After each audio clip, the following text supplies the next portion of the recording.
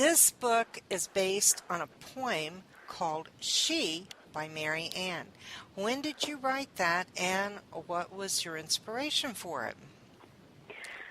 I wrote it in 1997. I have taught writing classes in the context of personal writing for several decades, and one of my exercises is to have participants write their eulogy, in essence, to put to paper the way that they would want to be remembered when they exit the planet.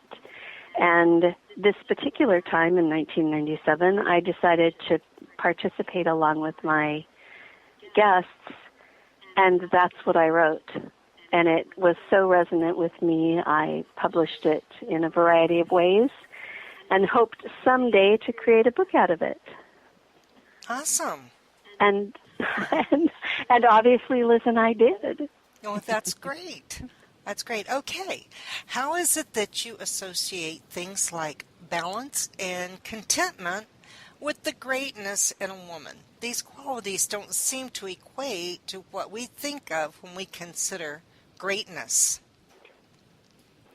I think that in our culture today, we've put different weight, different meaning, and different importance on things that seem grand and large scale, and we can talk about things like being a leader and being determined and being an intrepid traveler, even being a purposeful risk taker. And there's so many other qualities that carry with them a quieter strength, but nevertheless carry with them a strength. And so some of those are, she is welcoming, she is contentment.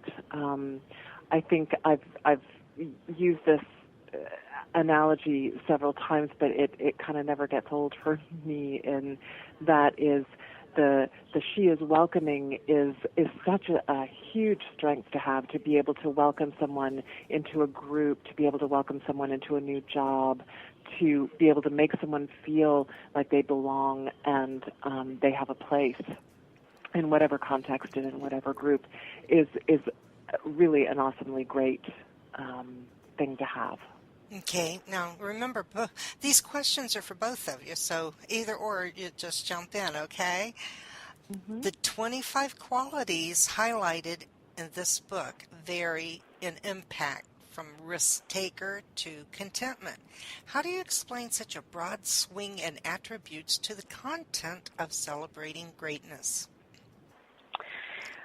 In one of our presentations, Liz and I were delighted and surprised to have an expert in the audience on archetypal evaluations.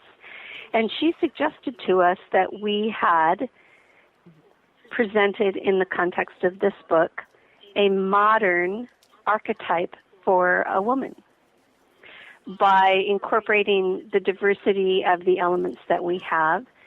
She spoke to us that it seemed to her most modern women exhibit, if not all of these qualities in a single day in the course of a woman's week or month.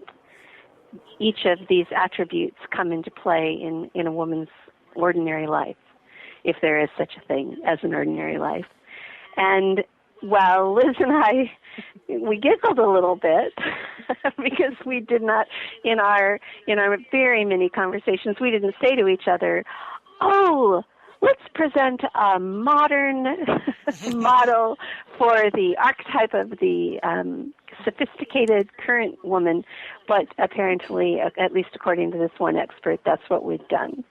And any woman listening to your show will recognize that they are so many roles. They play so many different roles in a single day. And it seems to be able to touch base with women around the world, not only one culture, but all of the cultures.